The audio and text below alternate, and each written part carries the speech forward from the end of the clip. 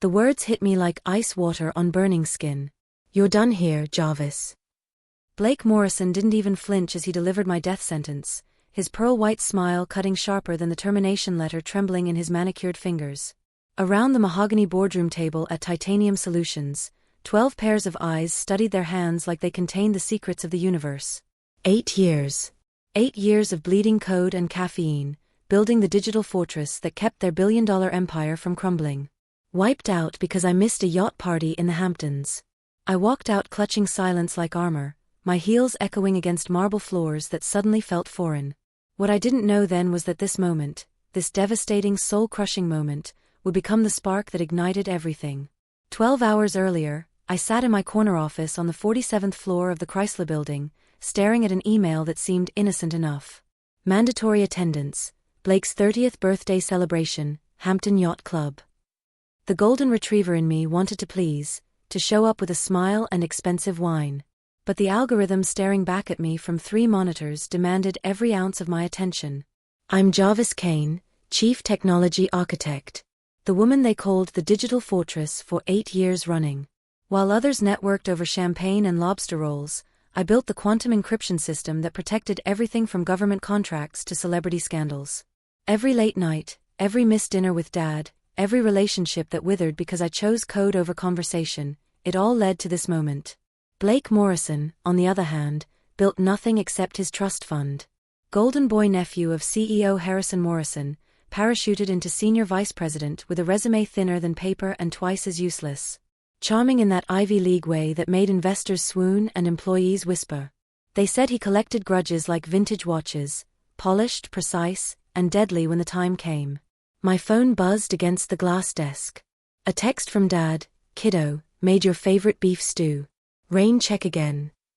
My chest tightened. He'd been asking for months, ever since Mom passed.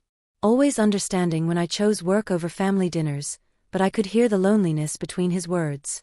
I typed back quickly, "Tomorrow night, I promise. Just need to close this security patch." It wasn't a lie.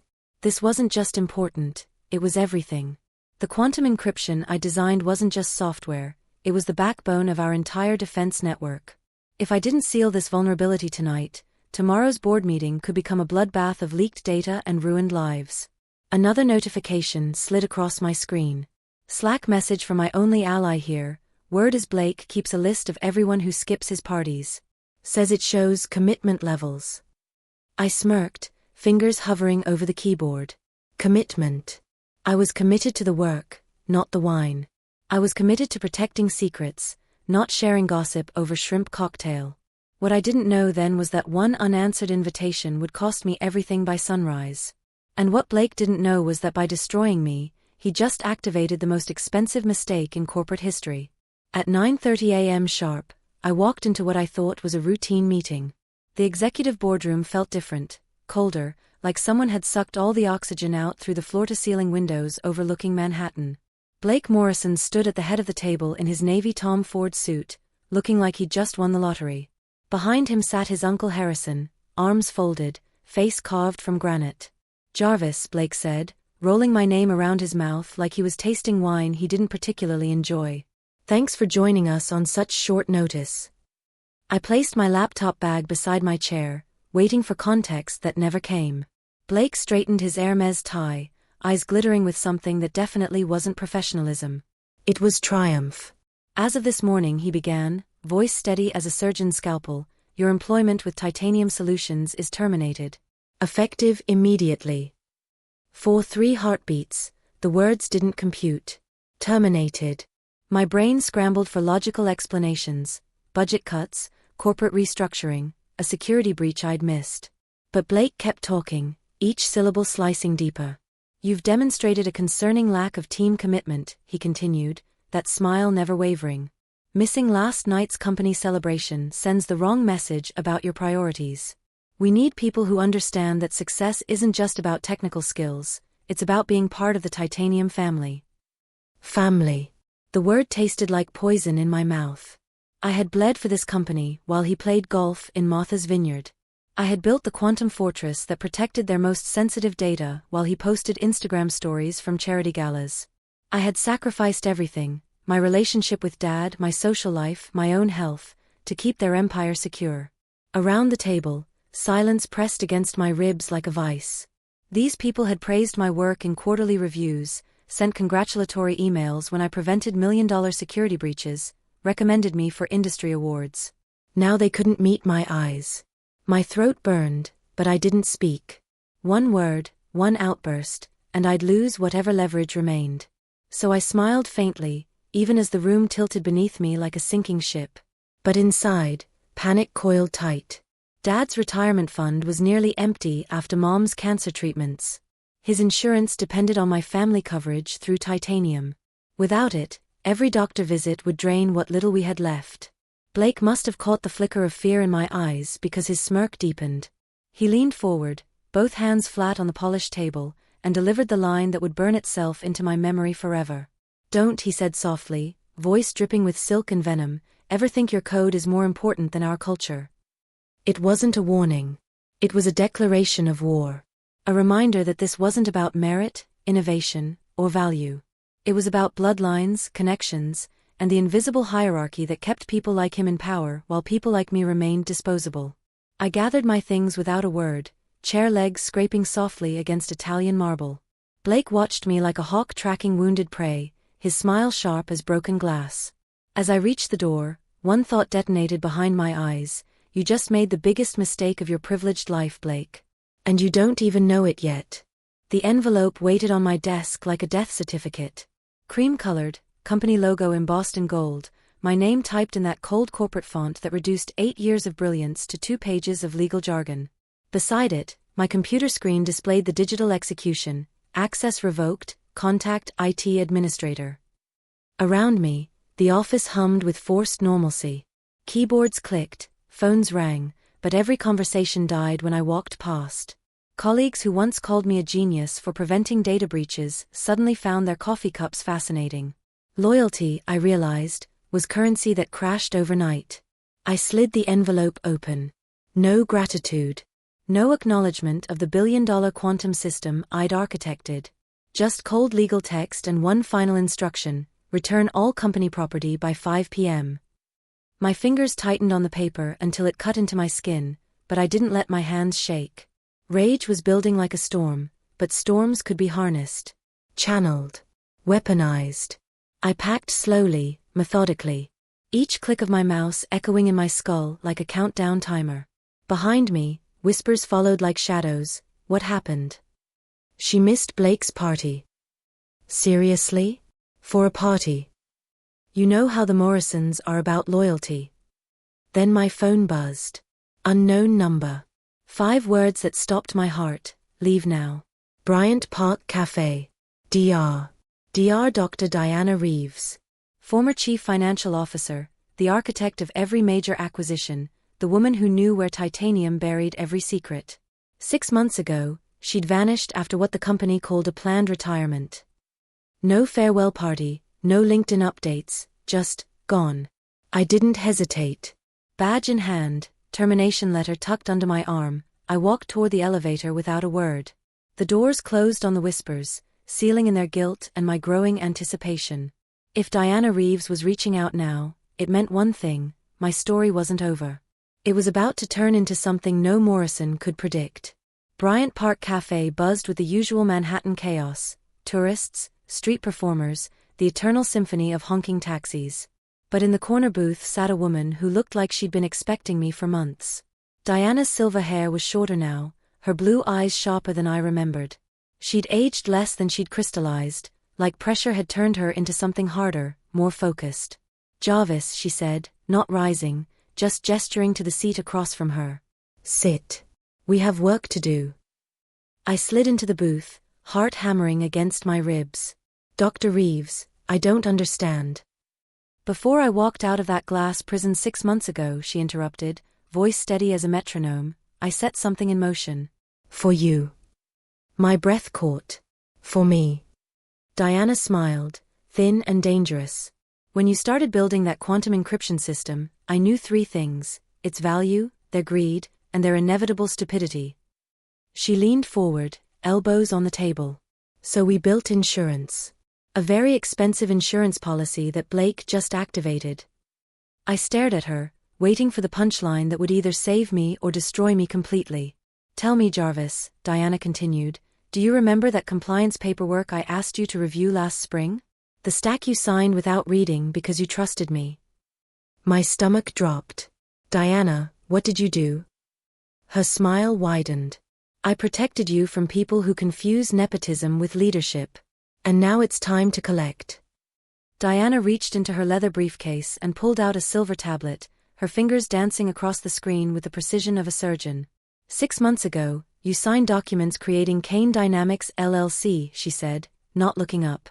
Hidden in that compliance stack I gave you, buried between routine IP protocols and standard employment amendments. My memory scrambled backward to that late March evening. Diana had stayed after everyone left, spread dozens of documents across the conference table, insisting I review each one. I'd trusted her completely. She was the only executive who'd ever truly valued my work. If you'd left voluntarily, Diana continued, nothing would have changed. Your work would have remained Titanium's property, and you'd have walked away with nothing but memories and a decent severance package. She slid the tablet across the table. The screen showed legal documents, corporate filings, patent applications, all bearing my signature and the logo of a company I didn't remember creating. But if you were terminated without cause, especially for reasons unrelated to performance. Diana's smile was razor-thin. Well, that triggers a very different set of protocols. I scrolled through the documents, my pulse quickening with each page. LLC formation papers. Intellectual property transfer agreements. And there, in bold letters at the bottom of the final document, in the event of wrongful termination, all proprietary systems developed by Jarvis Kane shall immediately transfer to Kane Dynamics LLC. This is impossible, I whispered. Titanium would never agree to. They didn't, Diana said simply. They agreed to standard IP protection clauses without reading the fine print. Harrison Morrison signed off on everything because it came from me, and he trusted me to handle the legal minutiae. My hands trembled as I reached the final document, a patent filing for quantum encryption technology, approved by the USPTO 3 weeks ago. Filed under Kane Dynamics LLC. Owned entirely by me. Blake thinks he fired you, Diana said, leaning back with satisfaction. What he actually did was activate the most expensive corporate suicide in American history. Your quantum system isn't theirs anymore, Jarvis. It's yours. The cafe noise faded to white static. Around us, people lived their normal lives, ordering lattes, checking phones, complaining about the weather. They had no idea they were witnessing the moment an empire shifted hands. But how? I started. The system is already locked, Diana interrupted, showing me her phone screen. Licensing expired this morning at exactly 9:47 a.m., 13 minutes after Blake terminated you. Every server, every security protocol, every line of quantum code you wrote is now frozen until Kane Dynamics issues new access keys. I stared at the timestamp. Blake had unknowingly destroyed his uncle's company 17 minutes after destroying my life. Diana, this is justice, she said firmly. You built that system with your blood and genius while they played politics. Now you own it. She stood, smoothing her coat. I have to catch a flight to Geneva. But before I go, let me give you some advice. When they come crawling back, and they will, remember that you hold every card now. She placed a business card on the table. That's your new corporate attorney. She's expecting your call. Diana smiled one last time. Welcome to the ownership class, Jarvis. Try not to let the power go to your head. As she walked away, I sat alone with the weight of revelation crushing down on me. Blake Morrison had just handed me the keys to his family's kingdom. And he didn't even know it yet. By 2 p.m., chaos erupted 47 floors above my quiet corner table. Through secure channels I still had access to, I watched Titanium's executive team dissolve into panic like sugar in acid rain. The emergency board meeting was a masterclass in corporate meltdown. Harrison Morrison's voice carried through glass walls, rattling windows and egos in equal measure. Blake stood rigid beside his uncle, the morning's arrogance curdling into something that looked suspiciously like terror. Sweat beaded at his hairline as the chief technology officer stammered through a presentation filled with red error screens and system failures.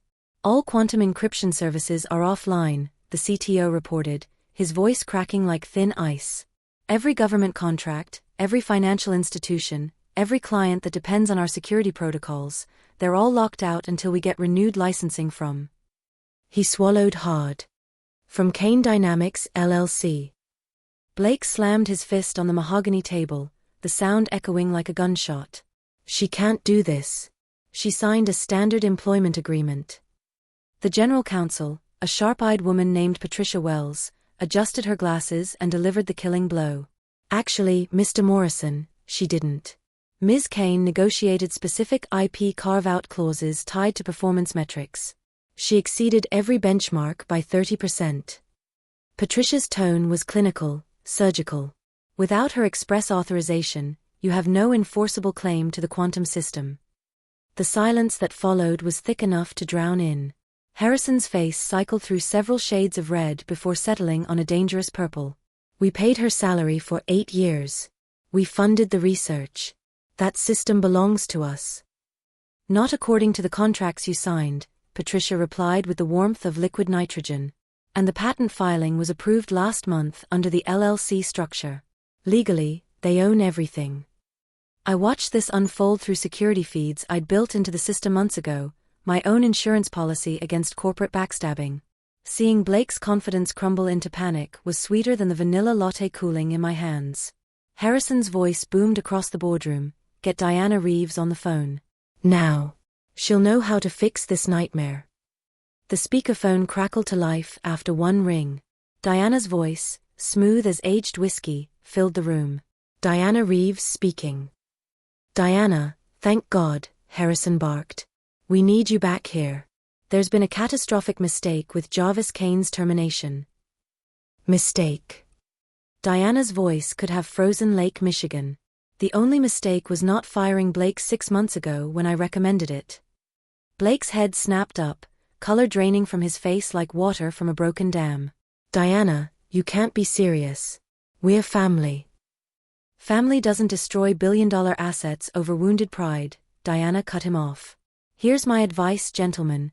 Call your insurance company and your crisis management team. You'll need both.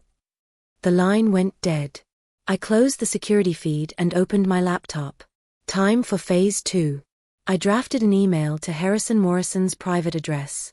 Mr. Morrison, your quantum security system is currently offline pending licensing renewal. Kane Dynamics LLC is prepared to negotiate terms. You have 48 hours to respond. After that, your competitors might be very interested in exclusive access to next-generation encryption technology. Choose wisely. Jarvis Kane, CEO, Kane Dynamics. I hit send, then leaned back in my chair. Somewhere above me, Blake was probably reading those words, feeling his perfect world crumble like sand castles at high tide. The best part? This was just the beginning. They came to me like mourners to a funeral, broken, desperate, and carrying the weight of inevitable defeat.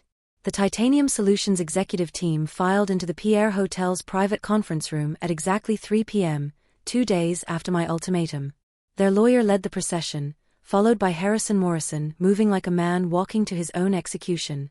Blake brought up the rear, his usual swagger replaced by the hollow stare of someone who just watched their inheritance disappear.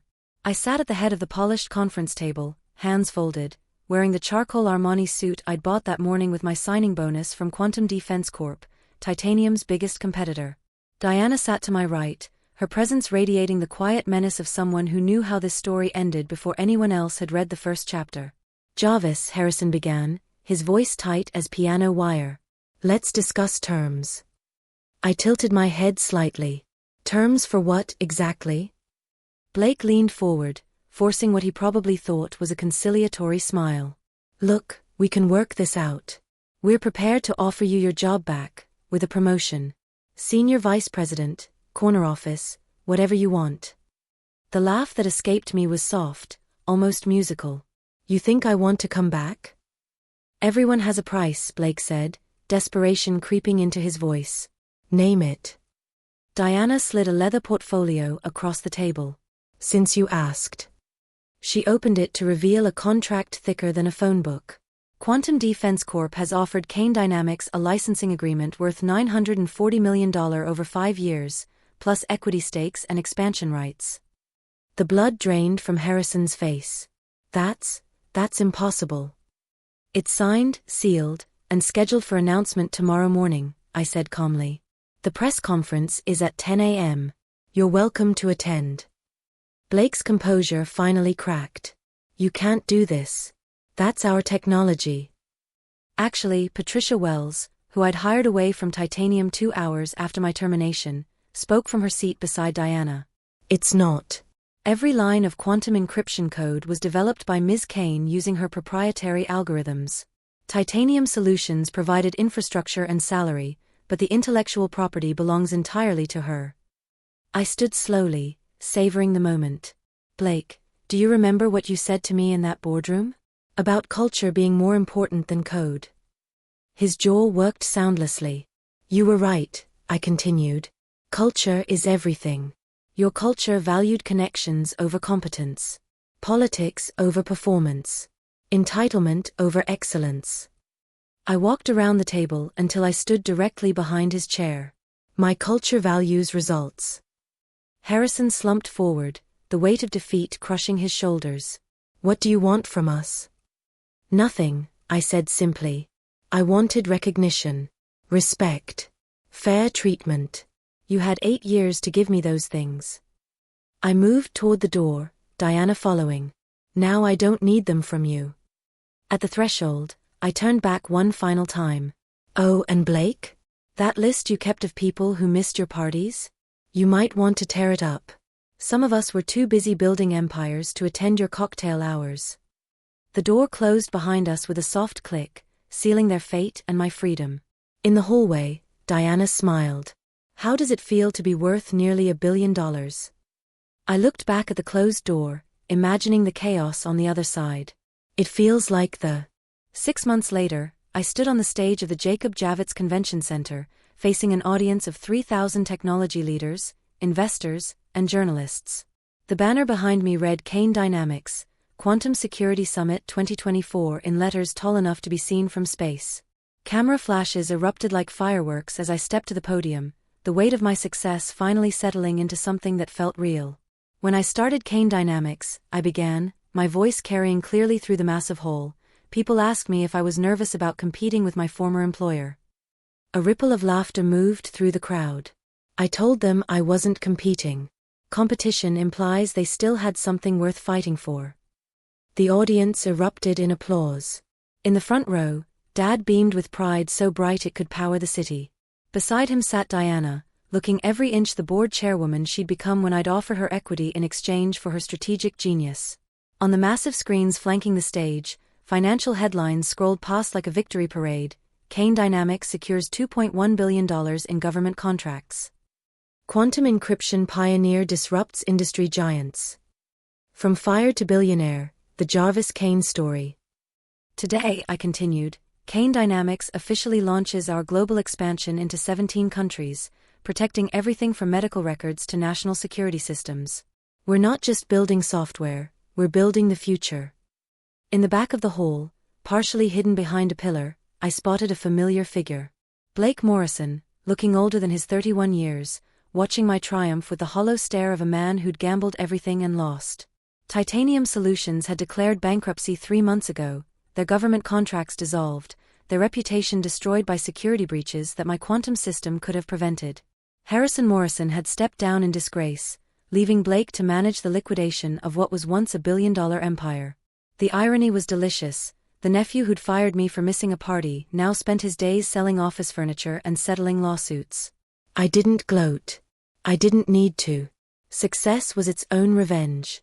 But I want to say something to everyone watching who's ever been told they don't fit the culture, I said, my voice softening. Who's ever been passed over for promotion because they didn't play the game? Who's ever been fired for choosing excellence over politics? The hall went completely silent. Your worth is never determined by people who can't see your value. You are not disposable. You are not replaceable. And when they try to write you out of their story, that's your cue to write your own. The standing ovation lasted 4 minutes. As the crowd cheered, I caught Dad's eye and mouthed, "I love you." He wiped tears from his cheeks, and I remembered all those dinners I'd missed, all those promises broken for a company that saw me as expendable. Later, at the reception, a young programmer approached me nervously. "Ms. Kane, I just got fired for refusing to compromise security protocols. My manager said I wasn't a team player." I handed her my card. "Call me Monday morning." Kane Dynamics is always hiring people who choose integrity over politics. Sometimes the best revenge isn't getting even. It's getting everything.